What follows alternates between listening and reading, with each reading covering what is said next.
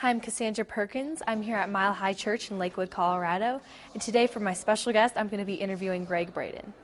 For our audience that isn't very, doesn't know who you are and what you do, can you just briefly explain who you are and what you're doing? So you're going to start with the easy questions first. Who am I? Yes, who are you?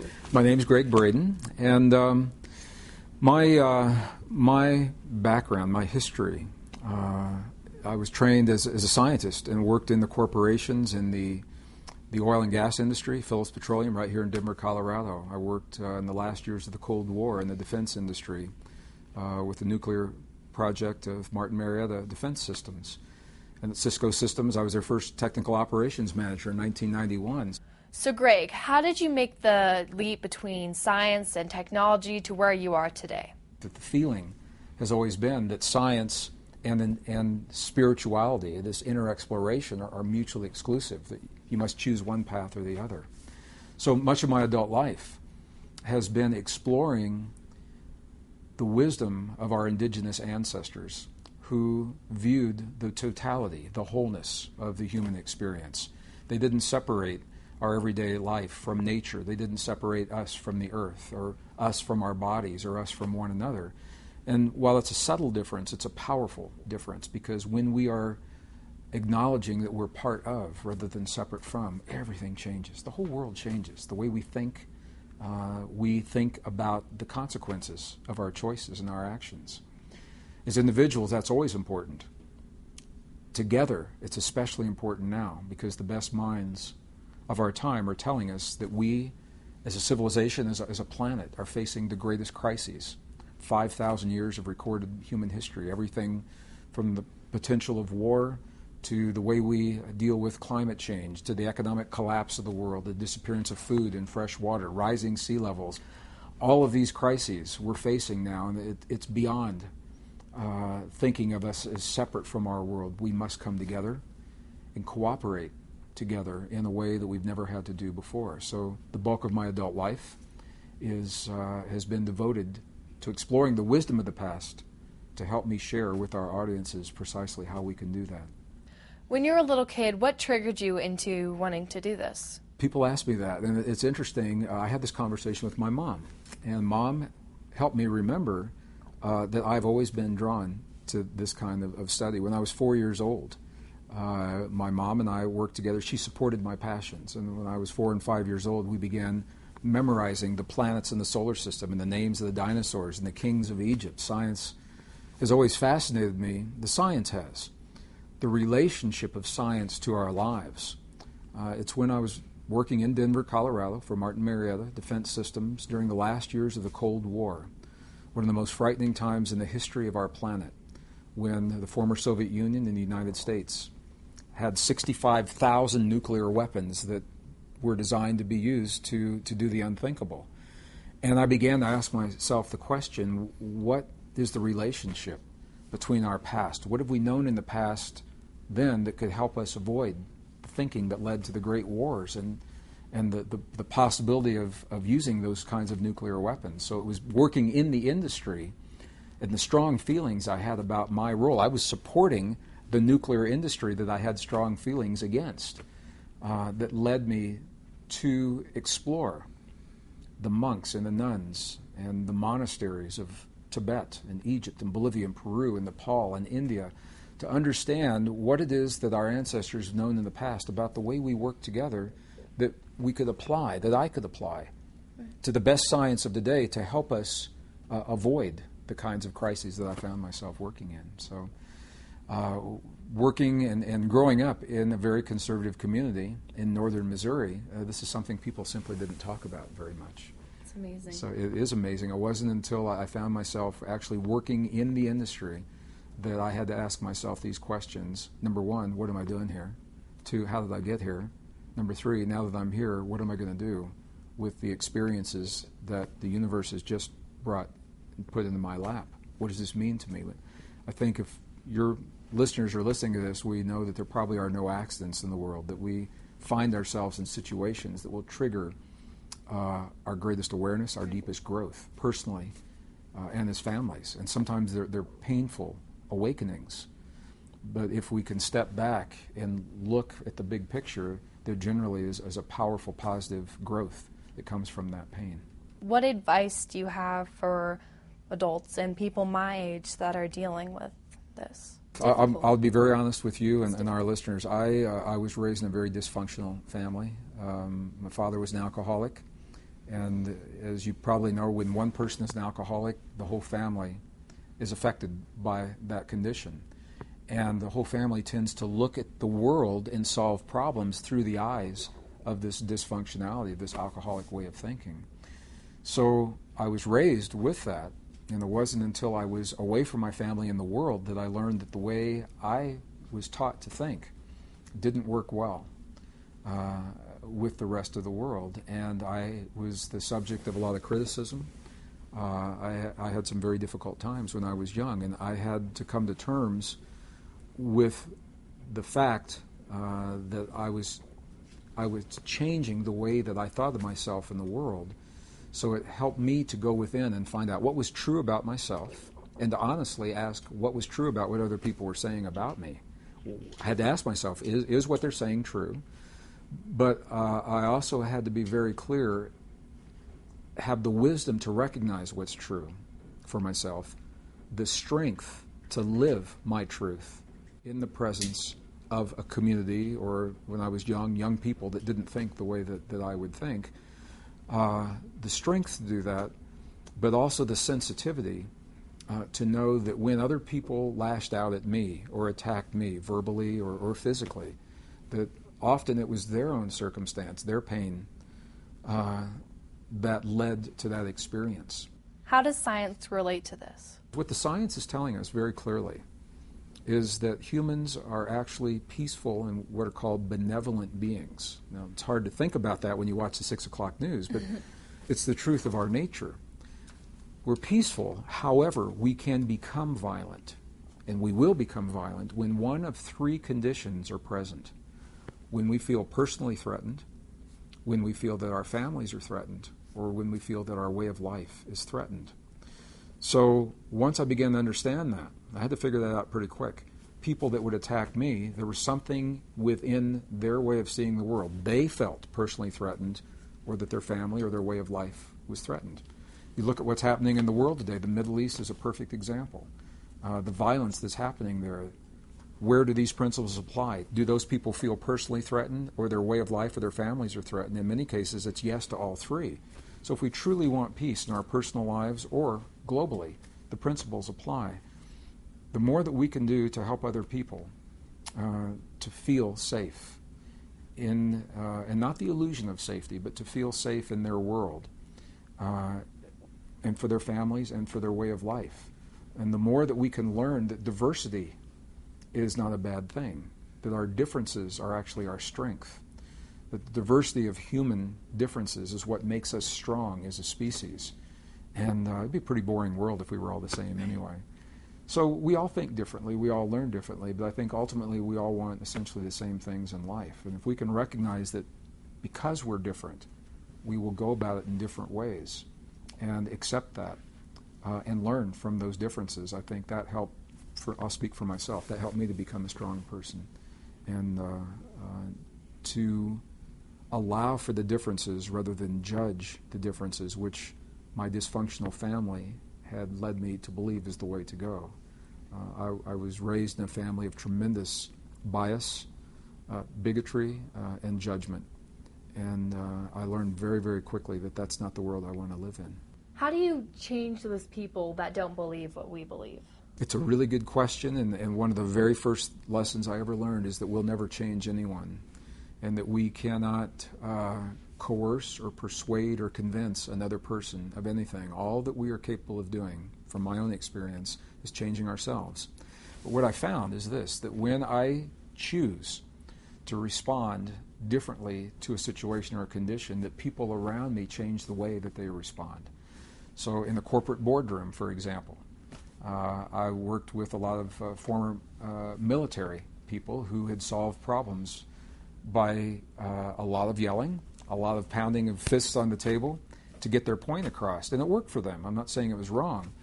But what I learned is that when a group of us would come in to solve a problem by saying, okay, let's think of this a little differently, and we'd approach it differently. Other people suddenly would begin to respond differently, and they'd say, okay, what if we thought of it this way, and how would that? Maybe that's a good idea. How would that work? The same thing happened to me when I was a young person. I found people were bullying me. People would come up and say ridiculous things to me, like, your family's ugly. And my initial reaction would be to say, well, no, they're not. And I said, what happens if I approach that differently? And so I'd ask the question. I'd say, really? I'd say, well, what about my family's ugly? And maybe they're not, too attractive. I mean, our ability to respond differently actually can diffuse a very powerful situation if we can look at it from another person's perspective. And maybe the family ugly is a silly example, but if we have the ability to change the way we respond from lashing out in a reaction to responding, maybe by asking another question or by walking away. I mean, we've all heard that, and sometimes it's hard to walk away. What is the hardest thing about being a young person? I think the hardest thing about being a young person for me was always living what I knew to be true in my life in a world that didn't support my way of thinking or my way of believing. And this is what really tests each of us. It puts us through our paces. Do we give in to the peer pressure to live something that we're not? Or can we claim our identity for ourselves by living it without criticizing or lashing out at others? And I don't think there's a right or wrong answer. It's each of us will come about that in our own way. It's very difficult to look at it that way. But I remember the first time. I know a lot of people, bullying is a hot topic these days, and it's all we see it through the news a lot. I was bullied when I was in elementary school. I was standing in a locker one day, and I remember this guy. He walked up and he looked at me, and he just hit me in the face. I wasn't expecting it. My first reaction would have been to hit him back, and I didn't. And I looked at him and I said, "Why did you just hit me? Why did you just hurt me?" And he was so stunned by me asking that question rather than me responding and hitting him back. And it actually opened a dialogue between the two of us. And he ended up apologizing. He said, "My God," he said, what was I thinking?" We actually became pretty good friends after that, and we joked about it. Wow. It doesn't always happen that way, but that was my experience. And the interesting thing, okay, so now I'll tell you, how old am I? I have a 40th class reunion coming up from high school, and I'm going to see that man at my 40th class reunion. I saw him at my 20th class reunion, and we both still talk about that experience.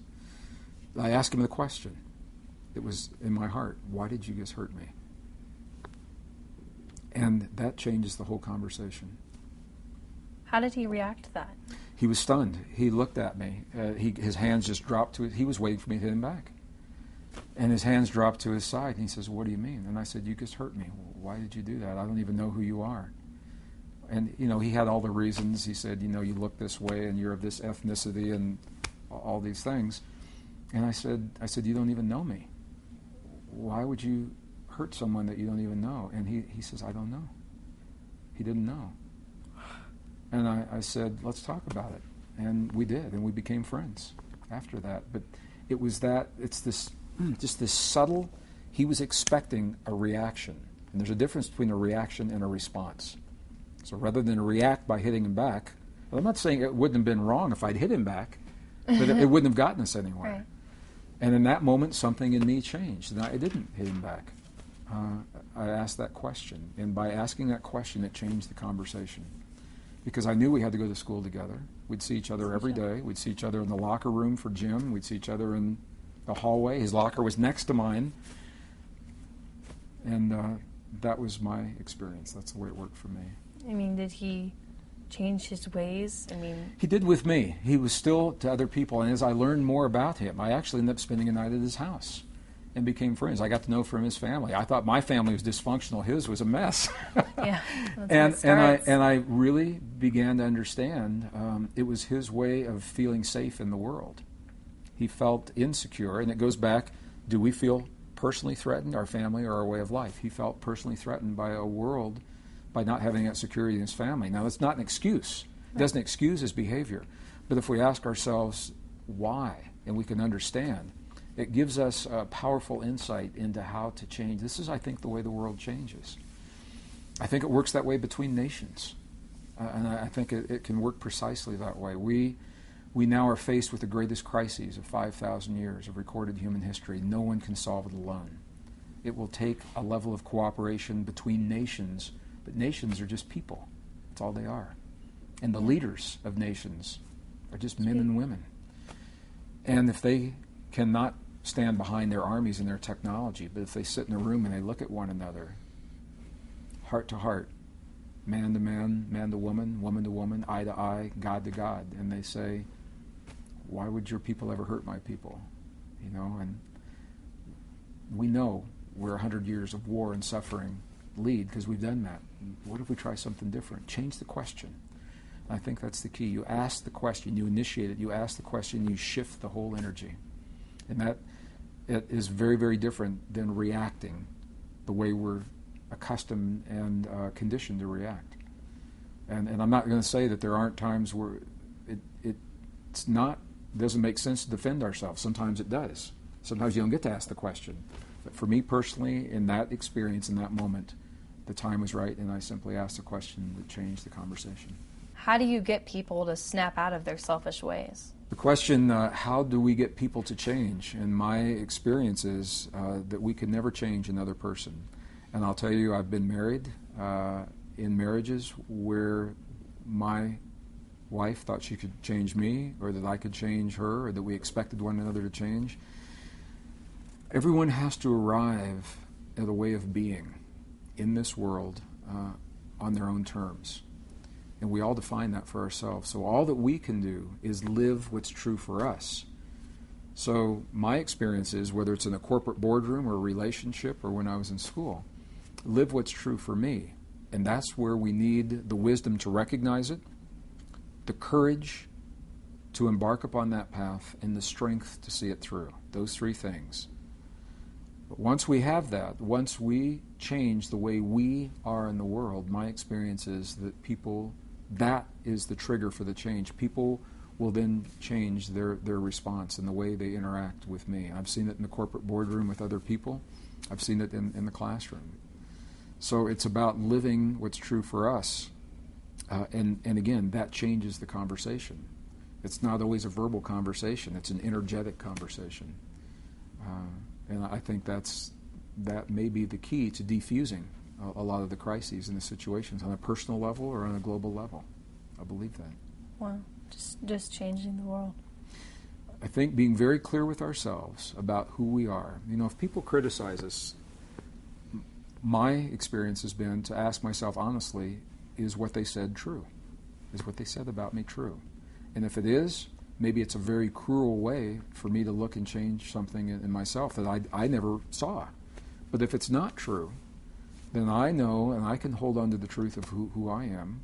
And the key is for us to become who we choose to be, not who someone else wants us to be. So when people say mean things about us, what young people have this amazing ability to zero in on the greatest vulnerability of whatever that is. And you know, as young people, we're very vulnerable. I was vulnerable. I was overweight when I was a kid. They zeroed right in on my weight. They zeroed right in on my heritage. I was Native American, Cherokee. And they zeroed that wasn't something that was accepted in our community. They zeroed right in on that. I made really good grades, and I was good in science and math, and they made fun of that. And I actually tried at times to make bad grades to fit in. And I did that, and I said, this isn't any fun. I don't want to do that. So I went back to making good grades. I'm not going to say there's a right, wrong, good, or a bad. It's just being clear with who we are and how we choose to be in the world and how we choose to present ourselves to the world, and having the strength and the courage to live our truth. We don't have to change anybody else. But other people often will change the way they relate to us once we find that strength within ourselves. It's an unspoken dynamic. You just have to feel it. My experience is that it works that way. Now, I also have to say that when I had my experiences, it was in another time. And we live in a different world today, and the dynamics are different, and cell phones and being able to take pictures and pass them back and forth, and Facebook and internet, that's a dynamic I never had to deal with, and I know it can be a factor. But I think the essence of this conversation hasn't changed, and that is that people will respond to what they perceive. And when I asked that man a question, he knew that I wasn't his enemy, and I was no longer a threat. I wasn't going to hit him. Right. I wasn't going to beat him up, and he knew that. And now he had to answer that question: why did you just hurt me? And he couldn't. He was shocked. I mean, I remember the look in his face. He goes, I don't know. I don't know why I just hit you. And I said, you hurt me. I was bleeding. My mouth was bleeding. I said, you just hurt me. I don't know you. You don't even know me. And he asked me, he says, are you going to hit me? And I said, no, I'm not going to hit you because I don't know you. And I said, hey, we can be friends. Our lockers are next door to each other. We're the same age. We got the same classes. And we end up being friends. That's incredible. It doesn't always turn out that way, but it did in that instance. It did. Yeah. How old were you then? I had just gone into 7th grade. So much. So I don't know what 7th, is that middle school? It's middle school. Okay, I'd gone from 6th to 7th grade, so I changed schools, and I changed, my parents were divorced. My mom was a single mother, raising 2 sons, and we moved every year, and I went to a different school every year. I went to a different school, 7th, 8th, 9th. Wow. 10th, I went to different schools. 11th and 12th, I went to the same school. Wow. So that means I made a lot of friends in all those different schools, and I have a lot of class reunions that I get to go to now. That's cool. That's incredible. Yeah. So you have a book about 2012, and the media has touched base a lot on 2012, and they even made a Hollywood movie about it. So why is it such an interesting topic? There are a number of books that I've written over the years, and I believe the book you're talking about, the title is Fractal Time, The Secret of 2012 in a New World Age. A lot of media hype about the year 2012. Hollywood's made a movie about it. There are a lot of people prophesizing and predicting some very bad, frightening things will happen. The reason I wrote this book as a scientist, excuse me, when people ask me, I had to be very clear about what this date means. To know that, what I had to recognize was that we live in a universe of cycles. Our science doesn't talk about that. Civilization grows in cycles. And that means that whatever 2012 is bringing us today has happened before. If we know where to look into the past, we can give ourselves a really good idea of what we can reasonably expect without the fear and the hype and the speculation. So as a scientist, I looked into the records of Earth's past, like the ice cores in Antarctica, that record every year for over 420,000 years. We can tell how strong the energy of the sun was, how strong the magnetic fields of the Earth, whether the sea levels were rising and falling. We can tell all of that. So the book, Fractal Time, is about cycles of time. It is a fact that we are now living the last years of a rare and mysterious cycle of time. It's a 5,125-year cycle called a Great World Age. That's true. It's a fact. It's a fact there have been 4 world ages in the past. This one is about to end, the 5th world age, and we're about to move into the 6th. That's a fact. It's a fact that each world age in the past is triggered by Earth's location in space. The tilt, the angle, the wobble of Earth in space. It's hard to tell from here on the planet. Right. But as it changes things like climate. It changes the temperature. It changes how much sun reaches the Earth.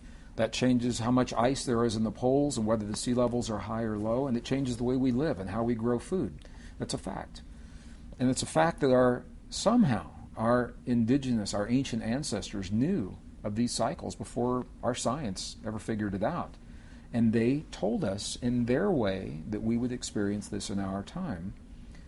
Many of those traditions have not been taken seriously by modern science until recently. So I wanted to say that in the book. It's also a fact that there's no scientific evidence that this is the end of the world.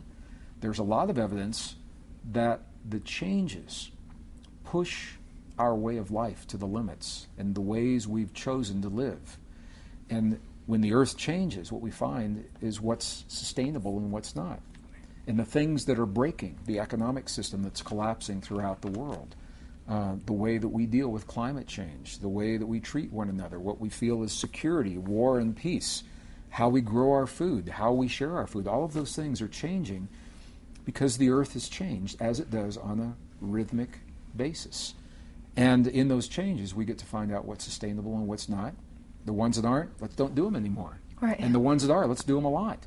And this is the great shift that our ancestors have told us about, that our world is changing, and the way we think about ourselves must change, not just to survive, but to transcend, to become more than the crises. We'll become better people.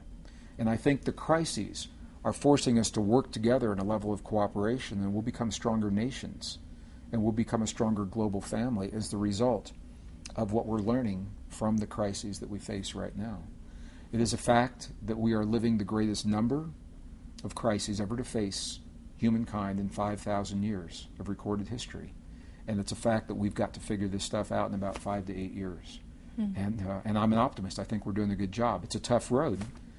But just like you and I are talking about individuals and how we learn collectively as a society, as a planet, we're learning the same kinds of lessons. And as we figure out what works, hopefully we have the courage and the strength and the wisdom to do more of what works and to stop the things that don't work. Right.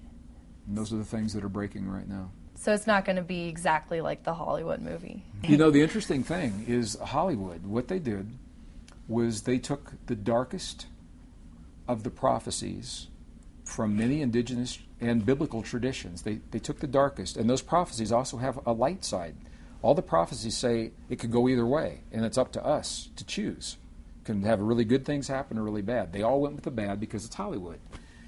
But the interesting thing is they position it as if it all happens on one day, on December 21st of the year 2012, the last day of a cycle noted on the Mayan calendar.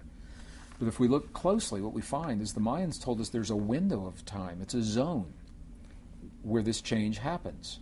And that zone is between about the year 1980, when some of our listeners were probably born, and the year 2016. Okay, well, this is 2011. And that means we're almost at the end of that zone. We're already living the worst of those predictions and prophecies. We're already seeing the sea levels rise. The ice is melting. Superstorms are wiping entire cities from the coastlines. Fires are raging out of control on multiple continents. Millions of people are dying from a disease that has no medical cure. Food is in short supply. Food doesn't grow where it used to. The population is increasing. War is looming on the horizon. We're already seeing the worst of those prophecies and predictions spread out over this 36-year window rather than they're all piled up on one day. And the reason I think it's useful to acknowledge that, I don't know about you, but for me it feels way different to know that we're already dealing with the worst of those changes, right. And we're doing a pretty good job, yeah. Rather than waiting and expecting them all to pile up on one day that's coming down the road. Yeah. And it's that fear, I think, that hasn't served us. It's actually causing a lot of problems with That's people. freaking everybody out. Some people, yeah. We're already living it. I haven't looked at it that way, actually. We are living it, and I'll tell you, there's no scientific evidence to suggest that December 21st of the year 2012 will be any different than December 20th. It's not about a date on a calendar.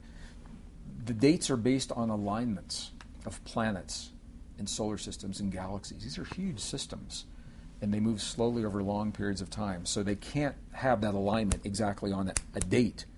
I mean, mathematically and astrologically, they're going to show up that way. But think about, the sun and the moon aligning up. They're not going to happen on one date. It's happening on a zone of time that we're almost finished with. We've got a few more years in that zone. So I believe that we are the generation that is bridging this rare, pivotal moment in time that only happens every 5,125 years, where we are living a way of life that has developed over the last 5,000 years. The earth changed. That way of life is being tested, and it's breaking where it's not sustainable. We're the generation that must live all that we have developed while it's breaking and build new systems that aren't in place yet. One generation has to live both at the same time and be strong enough within themselves not to get lost in the fear of everything that's falling away. And that's you and me and everyone listening to this. We are that generation.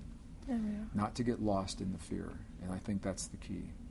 to know that there are things that we simply do not know, but to trust that if we honor the principle of life, and if we honor one another, our diversity, our wisdom, our knowledge, and if we follow the laws of nature that show that nature works in cooperation, nature does not work. It's not based in competition, as Darwin has led many people to believe. The new science is showing us over 400 peer-reviewed scientific articles. Beyond any reasonable doubt, nature is based in cooperation and mutual aid, not in competition and destruction. If we can honor those principles wherever we go, I don't know where we're going to go, but wherever it is, I think we're going to do really well. And I couldn't imagine a more exciting time to be on this planet. And I want to thank you for all the work you're doing. Thank you. Thank you so much, Gregg, for being with us today. It's really an honor. Thank you so much. My pleasure. Thank you.